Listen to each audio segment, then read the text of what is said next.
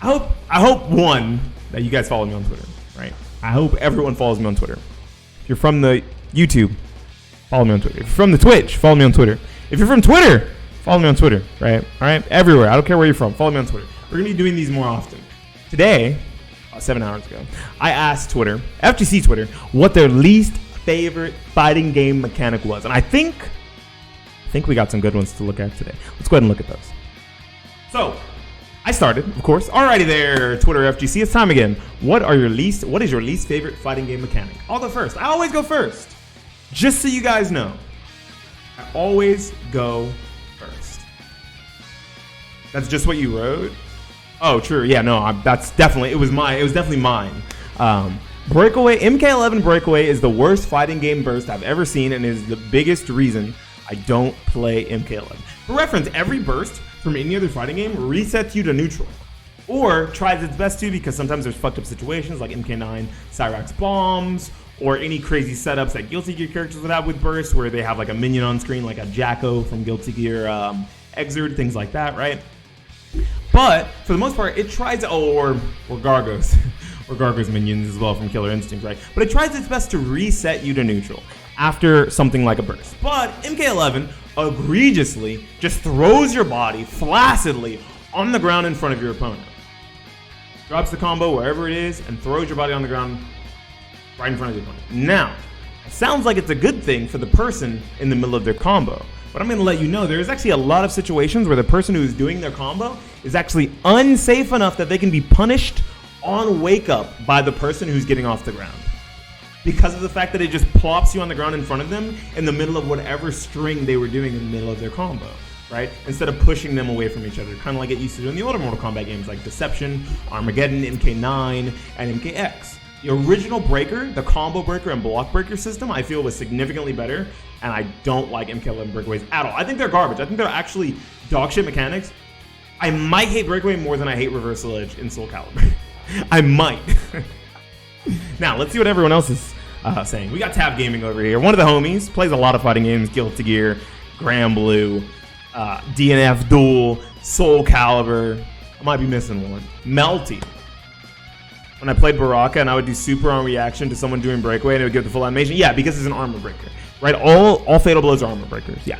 My least favorite fighting game mechanic would be GI when it doesn't cost meter or pre-nerf Melty Shield. Just stuff that encourages mashing on defense with good payout if it works. That's true. You know, I've noticed that a lot of new games are starting to have that trend of things that you can just do on Wake Up because your opponent has to respect an option, right? They have to respect GI, they have to respect Wake Up Shield, they have to respect like super crazy Wake Up buttons in Mortal Kombat 11, like the Wake Up buttons, some being safe, some being punishable, some being safe, things like that. I think Baraka's was faster or something because no other character could really do it. Garrus can also do it, but there's a few characters who can do it. Most characters can't, which is pretty fucked up. Pre-nerf Multi Shield wasn't that bad. People were just babies. I will say I don't like things like Reversal Edge and GI, things that you always have to constantly worry about on your opponent's Wake Up. In the case of something like GI specifically, it's I2, you can do it on Wake Up. There's not really a lot of force blocks or meaties from the ground. Most force blocks kind of happen after certain strings. You know, you'll be plus 11, you'll be plus 14, and go for like an I, or I guess you'll be plus 13. We rarely have odd frames, but when we do, when situations like that arise, it makes it so that you can't just GI, right? But whenever you look at the situations where you can GI, that means you always have to constantly stay on your toes and give up turns to your opponent, which kind of sucks. Like, it makes for like a fun like mental stack experience, but it doesn't make for a fun it doesn't require you to give up Oki or pressure or anything. Oh, you're talking about for Melty Shield. Sure, like maybe like pre-nerf Melty Shield wasn't as bad because there's a lot of good Oki situations in Melty that happen, but it's a lot different for Soul Calibur. So that's why when he started with GI, I kind of agree with him here. But the pre-nerf Melty stuff, I can't speak on that. You are of course a big Melty fan, so you would know a lot more about that. We got Typhoon Tim, the homie. Repetition penalties for combos. I feel like it's a lazy way to try to balance a combo system. Yeah, I'm gonna admit that now. Okay, well, Soul Charge has like a 4-frame activation, and Reversal Edge has like a 6-frame activation. So those are actually not as easy to do on Wake Up as something like GI on Wake Up, because you have to always constantly think about GI on Wake Up. because it's I2, it's more obnoxious. So because you have to think about GI on Wake Up, people get away with Soul Charge on Wake Up and get away with Reverse Ledge on Wake Up because of things like that. Anyways, let me get back to what Tim said here. Typhoon Tim. I don't want counterplay. Yeah, we know you love you're a Reverse Ledge monster. I want checkmates. Repetition penalties for combos. I feel like it's a lazy way to try to balance a combo system. A game that I think does this is Skullgirls. If you use the same string too many times in a combo, they just like fall out of it, or it gives you like a penalty, like it like bursts them out of the combo. So instead, people go for like crazy resets and stuff instead of going for a combo, specifically for the fact that they don't want to have to deal with the repetition penalty. I see where this is different in Skullgirls. Okay, I see where he's going with this because, yeah, it does feel like a lazy way to balance. It feels like they didn't know if there was going to be some sort of a floodgate that they were going to just let crank open if they didn't have that. Like if they didn't have some sort of combo operation that they thought about, or, damage scaling, So yeah, it does seem like a lazy way to balance. I will say that. I think that it's necessary in some games. I agree with this take. I will 100% agree with this take that it can be considered kind of a lazy way to balance. I think it's lazily done in Melty Blood. That's how it works in that game. That's fucking garbage. Which Melty Blood would that be? Wait, what is MBTL? What is that? Is that not Melty Blood? What the fuck am I thinking of? MB is Melty Blood. What is MBTL? Oh, MBTL is Melty Blood Type Lumina. I'm not tripping. Yeah, MBTL, Melty Blood Type Lumina. Yeah, Type Lumina. I get you. Honestly, not a fan of burst mechanics in general. I think it could lead to some wacky decisions for the rest of the game. They can burst out of it. Okay. Sure. Okay, like, I guess I get it. You want to feel rewarded for your hits, right? So, like, combo breakers, breakaway, burst feel obnoxious. But I think that, like, in the right, like, when they're balanced right, they're not that bad. I've never really had a problem with combo breaker in Mortal Kombat. I don't fully like the combo breaker system in KI, right? Like, I think that there may be certain interactions you shouldn't be able to break, like after blocking something like a DP, right? But I'll get over that. I think that overall it's pretty nice, right? Because there's tons of interaction on both sides there. I think that something that fighting game players tend to forget about. I think that, yeah, 99% of fighting game bursts are really good. I think the 1% is breakaway, right? let's get real here. The 1% is breakaway. But I think that when you look at the way bursts are designed, bursts are definitely one of the greatest mechanics in fighting game history. And the reason for that is for the fact that they allow both players to play the game. Like, yes, you want to be able to get rewarded for your hits, and you got that initial damage. Now there's a burst coming. Now you have to bait that burst, or make them use it and then continue to win neutral, or win the next interaction, win an interaction after that, whichever, right? Both players start the round with burst, it's A-okay, or both players can build burst in the sense of a combo breaker in Mortal Kombat 11, right? Like, let's think about that. But being able to play the game while being hit is really nice. Because now I'm thinking about, okay, when is the best time for me to burst or me to combo breaker? And when is the best time for my opponent to burst and combo breaker so that I can try to play around that, right? It promotes healthy decision making, just like Wonderful Deluxe is saying in chat, which I really, really like. But I guess as someone who like casually just enjoys fighting games and wants to do their cool big combo, it can feel bad, right? It's like if you're doing like a combo in like a card game and someone's like, counterspell, you're like, fuck, right? Or you're like going off, doing all your cool stuff in Yu-Gi-Oh! And then someone's like, flip Solemn Judgment, negate. I'm like, fuck, like, I can see how as a Timmy player, right? As a Timmy, that feels bad, right? But as a Johnny, and maybe even as like a Spike. As a Johnny and as a Spike, those are kind of situations that you thrive on, that you like love to think about. Imagine if counterplays didn't exist in MTG or hand traps didn't exist. Yeah, I agree. Like, that's like combo scaling not existing. Like, there needs to be floodgates, or there needs to be checks and balances to a system, right? Because a lot of these Guilty Gear combos are fucking crazy. A lot of these Mortal Kombat combos get really crazy. A lot of these like Melty Blood and BlazBlue combos get really crazy. Having these preventative measures that allow both players to still interact and play the game at the same time, I think it's really healthy. I think it's really cool. Pokemon? Yeah, I think Pokemon's a dog shit card game. Thanks for bringing it up. MK11 splitting the bars to defensive and offensive. I don't hate that. I don't like that shit either. I think it's whack. I think the way that it functions is whack. I don't think that it's whack in the sense that they split it and like you have moves that are defensive that come out of one bar and you have moves that are offensive that come out of one bar. I don't like that there is no way to interact with that meter.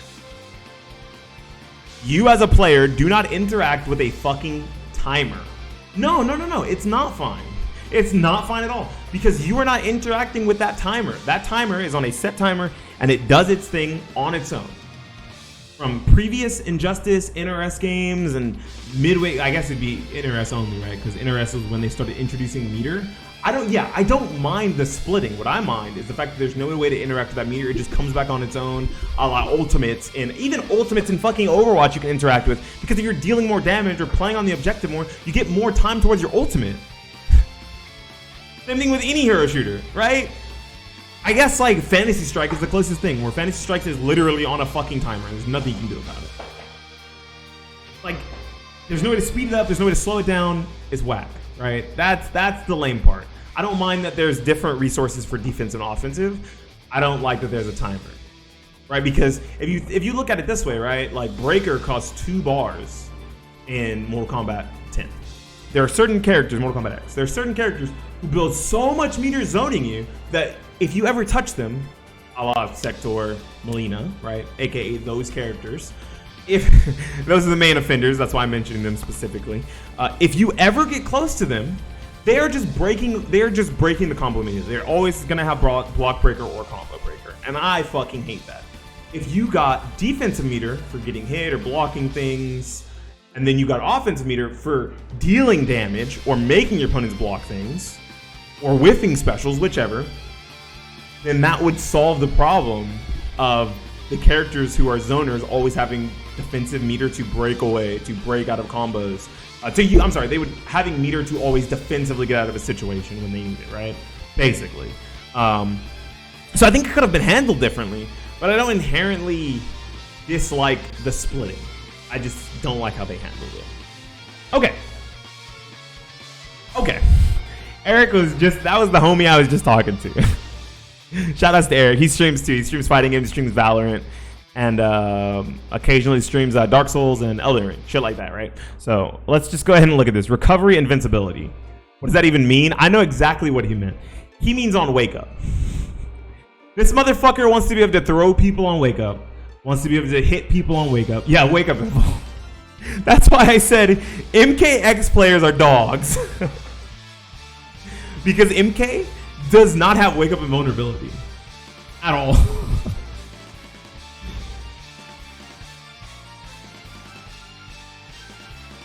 Just infinite off every hit sounds fun. Wait, just block. Just block. Just block on Wake Up is what he's saying, right? He wants to force players to either block on Wake Up. He doesn't want people to have invul on Wake Up and be able to mash a button on Wake Up because they're using their Wake Up invul. Now, I think the thing is, a lot of games handle Wake Up invul very well, right? If you have a lot of games have certain types of Wake Up invul, right? So in Guilty Gear Strive, you have throw invul on Wake Up. So if you are waking up, you cannot be thrown on Wake Up, right? But I believe if you try to press a button, you give up your throw invul, right? So that means if you wake up and backdash, you have throw invul and you can backdash to get away from buttons, right? So it's kind of like a nice little OS safety net sort of feature. If you get knocked down mid-screen, you give up a little space, no problem, and you're completely safe. Hopefully, as long as they don't bait your backdash, right? That's kind of how it works. I agree. Throwing invul on Wake Up is a very good mechanic. Because getting throw fucking sucks. Having to guess on Wake Up all the time between trying to tech a throw or getting meatied fucking sucks. Like, it's awful. It's probably not healthy, right? So I think that if you handle Wake Up recovery, Wake Up like invincibility right, it's not bad. If you just like generically give everyone Wake Up invincibility and they can like do a button that's invul on Wake Up, like they can like jab on Wake Up and their jab will be invul because they still have the invul frames, I think that's terrible, right? So if you look at it kind of like Melee, right? Melee has very intricate Wake Up invul. You can do like a get up attack, which will, that's what I'm saying. Like they just all become the same mix in every situation, and that's bad, right? But I guess as an MKX player, I can understand why you would love that feeling. Like you want that feeling of your opponent never playing the game and making a single player game, right? I don't agree, and I played MKX and I played Cyrax, so yes, I want to mix you to high hell and back, but I don't think that it's inherently fair or fun to play against, right? It doesn't make for a very fun playing experience for really either side. I don't think it's fun for me. Like, I'm over here overhead or lowing you with a fucking bomb at your feet, and I'm just like, nice, hold this fucking meaty bitch, you know, like that shit sucks. What was I gonna say? Basically, if wake up invulnerability is handled well, it's no problem. If it's handled poorly, I can see how it's very frustrating, right? Because in a game like Melee, there are certain things you can do from the ledge where you are allowed to keep your invulnerability as long as you had a lot of invulnerability frames because you hadn't been touching the ledge too many times in the game, right? I believe you lose invul frames if you touch the ledge too many times or something in a certain amount of time. Or maybe that's newer Smash games. But basically, there are certain instances where from the ledge, which is kind of like a get up situation, right? Wake up, you're waking up from the ledge. You can do like a Marth Fair with invul. I think that shit's fucking cheap. I'm gonna be really cheap. I think as soon as you get off that fucking ledge with anything other than the options that are supposed to give you the invul, like roll and wake up and like get up attack from the ledge, you should lose your fucking invul. But you don't. Like, you can like cheat the system a little bit and do like a fair from the ledge or you know, other buttons from the ledge and keep your invul. And I think that's kind of lame.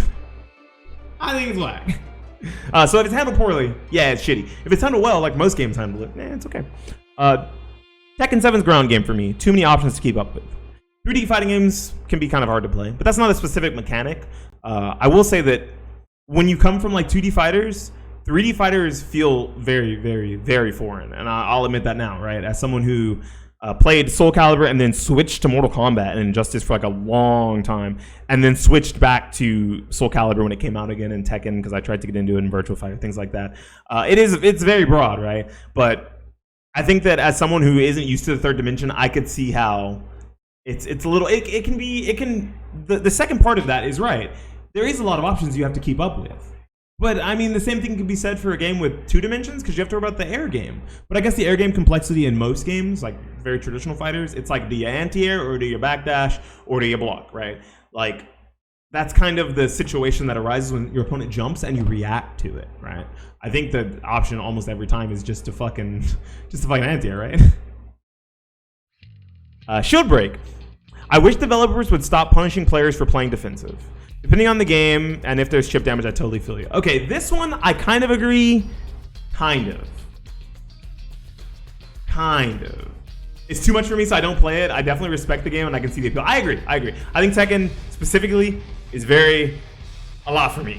But, you know, it's fine. I like watching it. I love watching Tekken. I love watching it. But like at a high level, I think with the current setups I use of controllers, right, with sticks, I don't think I can play Tekken. I think I need to get a hitbox so I can move freely. Like I can move freely with because I've moved on my keyboard with Tekken and it felt great. But trying to move, you don't want these hands on nephew. What's good? I respect Tekken, don't respect the players. Yeah, fuck those Leroy players. Anyways, let's move on to the next stage. Shield break. I wish developers would stop punishing players for playing defensive. Appreciate the lurk, homie. Love you, man. Now, depending on the game, depending on how they handle chip damage and how they handle guard crush, how they handle like what you get off guard crush, I don't think it's terrible, right? I think this is like a fine take, but it just depends how heavy the reward for crushing someone's guard is, right? Like Soul Calibur 6, I think the reward for crushing someone's guard is really, really, really fucking heavy for how much you're forced to guard in that game, right? I think even with the plentiful amount of defensive options, if you whiff a defensive option, first of all, a GI or reverse ledge, you eat a fuck ton of guard gauge. You lose a fuck ton of your guard gauge. There's like big swinging safe buttons that like do a bunch of guard stamina. Guard crush in Soul Calibur 6 might be too punishing. Guard crush in something like KOF feels fine. Guard crush in something like guard meter transfer between rounds and SC is kind of whack. You get a little bit back. I believe you get like 15 or 20% back. I'd have to actually look into the hard-coded numbers. I don't remember. But I do think that like guard crush in the way that it works in Soul Calibur is crazy, right? It's a little fucked up. It lets you establish guard crush as a win condition in the later rounds, which is like a nice little extra layer for those who like the system. But I don't think that, yeah, I was going to say in 3D fighters specifically, it's kind of weird because you're always eating lows. You don't want to get launched, right? Mids are so powerful in 3D fighters that you're going to be stand blocking so much. You're going to be eating these big mids, these chunky ass mids. They're doing all this guard damage to you, even if you're getting like little bits and punishes here. If your little bits and punishes to those mids aren't enough to mitigate the reward of the guard crush you will inevitably eat, it doesn't feel fair. And that's why I could see why people don't like the guard crush mechanic in certain games, the shield crush mechanic in certain games. I think that outside of a few specific instances in DNF Duel, guard crush handle very well. Outside of a few instances, I'm gonna say right now, Striker, fucked up. Vanguard, in a bubble, not including his whole kit, fucked up, okay? Ranger, fucked up. Other than that, I think that guard crush is kind of handled pretty well. I guess maybe even Berserker, right? Guard crush def has some real bad implementations, and so it gets a bad rap. Yeah, I think Q actually plays a lot of Soul Calibur, or used to play a lot of Soul Calibur. Very, very phenomenal animator. But he's also a streamer. If you guys want to check out Q, I believe he plays like Guilty Gear and DNF Duel right now. He's an Enchantress, Kuno player, and a Pop player. Very awkward choice of characters there, but he's a cool dude. Q is sick. Q is awesome. So I can kind of agree with this take, but I also can't, right? Like, having guard crush means that your opponent has to actually do things on defense other than block, which I like, right? Like, it forces them to actually interact with the other mechanics on defense, right? But I think that when it's extremely punishing, it's pretty fucking bad. It feels really awful. Yeah, I think that's the end of that take. Shield breaking in like Smash Bros looks okay, I think. Yeah, especially because you can angle your shield to not get shield poked in certain situations by very big normals, so that's fine. MK Scrub here, what's wrong with Breakaway? I think I already explained that, but I guess we'll look at what I said. Combo breakers, the old mechanic, sent both parties to a distance where there was no real frame advantage or punishes for either party, except in certain situations. I couldn't fit it though, unfortunately. There's routes that Breakaway make you punishable or extremely minus. That's the most odd breaker or burst mechanic ever, TV. I still agree. I 100% agree. Blocking. I mean, Buffalo, why are you here, bro? why are you here, bro? I've got an entire laundry list, but counter hit for moving is pretty far up there. Counter hits. CH, I didn't know what he meant. Counter hit for moving. Basically, what he's talking about is that Soul Calibur specifically, this must be a Soul Calibur player. Soul Calibur specifically, if you're moving, you get run counter if you get hit with a button. I do think run counter is very fucking odd. But because we like look at it as counter hit, it's fucked up, right? You're already getting rewarded for catching someone's movement by just hitting them. I don't think that it being like counter hit state is fair. Like, there are certain instances and situations that exist with Zos where a lot of times you just can't press buttons against them because if you're moving, you get fucked. If you're pressing buttons, you get fucked. I think that run counter is pretty silly. Like, it is pretty stupid, right? Especially if you come from other 3D fighters. It's good in some games, really depends on the game. I think movement being punishable is fine. I don't think movement being punishable and giving, like, so imagine you try to step something in imagine you try to step something in Tekken and you get hit. That already feels like you were punished enough, right? Because you didn't step block right.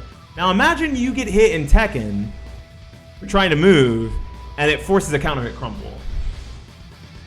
That's what draws the line between like run counter and just like being punished for movement, right? I think that in certain instances it does feel pretty fucked up. Like if you're like moving, like say you try to backdash against a certain string that doesn't launch and now you get launched for it, it feels pretty fucked up. It feels pretty bad. And you didn't even press button, you moved, right? Like that's corny. Or you try to sidestep and you eat a 3AB from Zos at the ring edge and you get rung out. That's corny when normally 3AB only just puts them in your face and you're at +1 as Zos. So that's a whole different ball game, and it kind of skews the risk reward of moving in a game that's supposed to have freedom of movement. Very strange. Let's see if we got any more replies. It says more replies here. Soul Charge in Soul Calibur 6. It's peak stupidity. I think you said it earlier. Let me go back and try to find your exact same comment.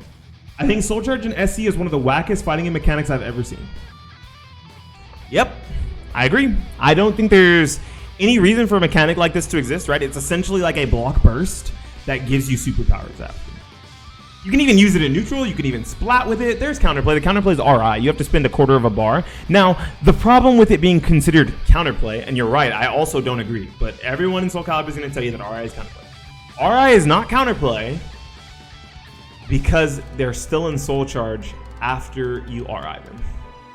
Don't know if you guys know this. For you spending your half a bar, you just take a giant chunk of their soul charge, but they are still in soul charge. They are not forcibly removed from soul charge and lose the entire bar. If that were the case, I would say it's counterplayable, right? Kind of like how you can spot dodge OD. You can spot dodge overdrive. OD. That's the OD, bro. You can spot dodge overdrive and just fucking kill someone in Grand Blue, right? I know you like soul charge. But in Soul Calibur, you can't do that. You can't do that. You give them less soul charge time. In the instance of every normal character in the game, Healik loses a portion of his soul charge bar, but he stays in soul charge as long as he has HP to burn.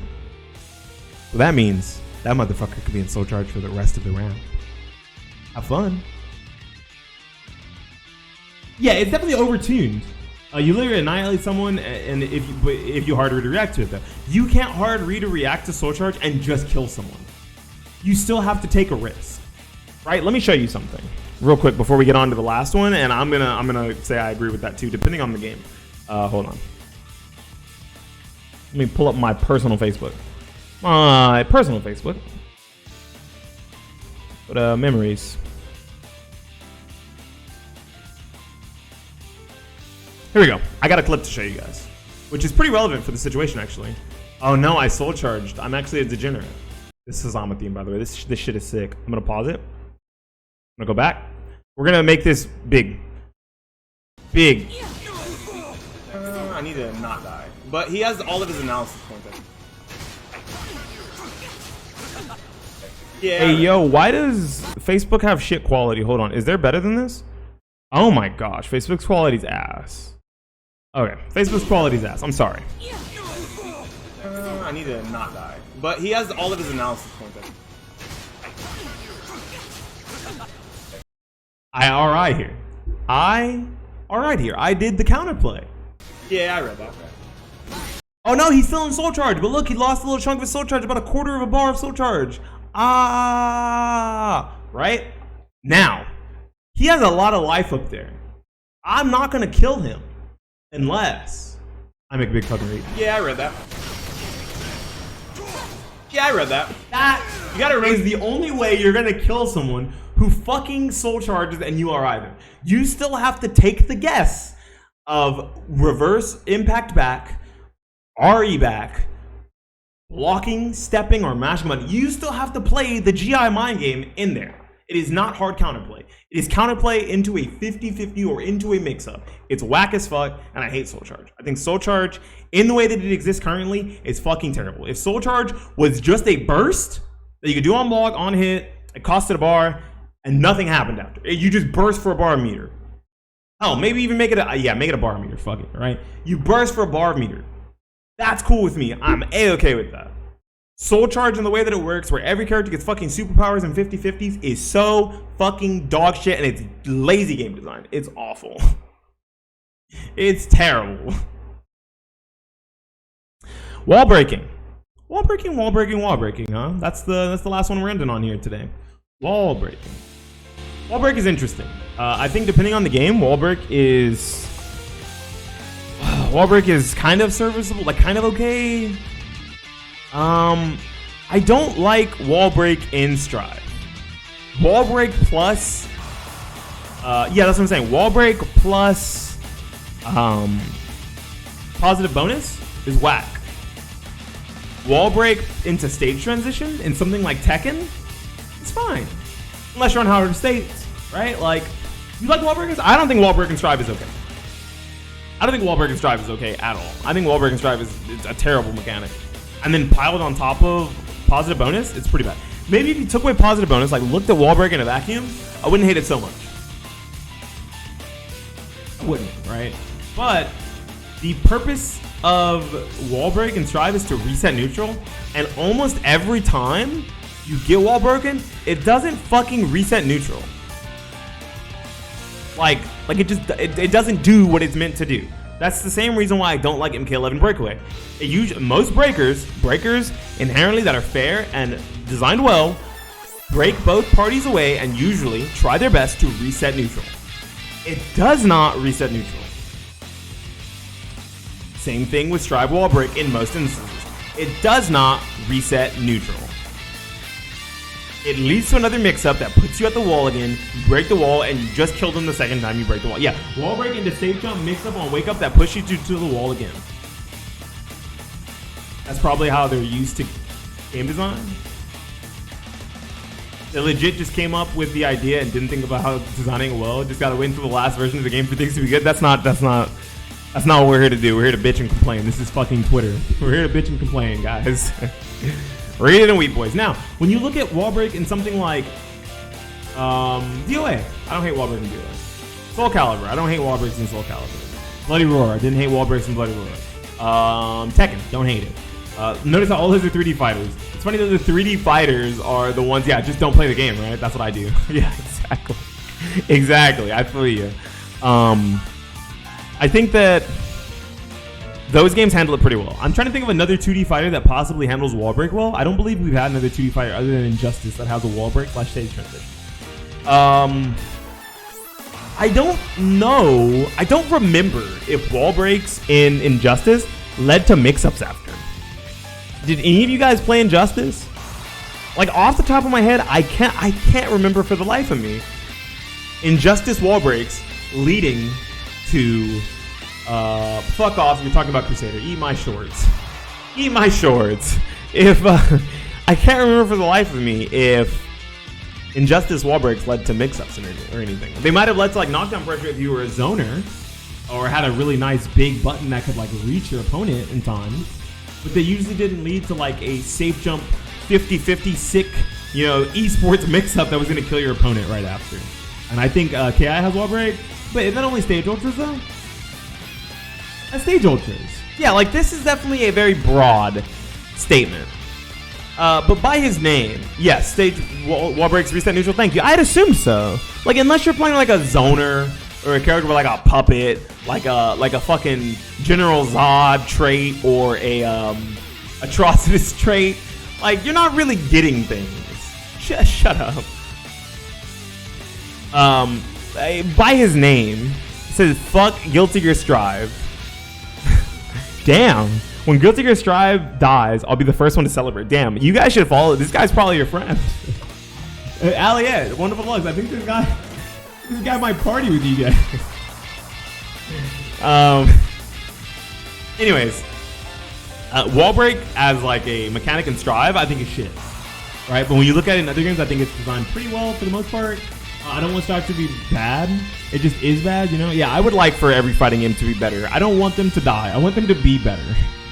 We're not here for them to die. We're here for them to do better. Right? Like how people say during Twitter cancelings, right? They're like, hold on, let me be serious. I'm not posting this tweet longer to cancel them. I'm not posting this tweet longer because I have hate in my heart for them. I'm posting this tweet longer because I want them to see the error of their ways and be better.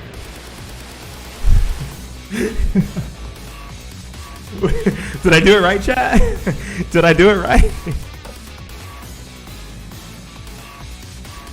I'm not saying that they're a bad person. I'm saying that they have a lot to learn and they need to be better. Look at this. What are we looking at? Is this Agnes wall break? Alright, let's take a look at him. Agnes wall break. Returning chatter, what's up, y'all? How's it going? We're looking at bad Twitter takes. Or, I'm sorry, not bad Twitter takes. Different video. We were looking at the worst fighting game mechanics or most hated fighting game mechanics on Twitter. Let's look at this Agnes wall break before we skip it whoops that line out of a talk segment. This is indeed a wall break, so let's take a look at it.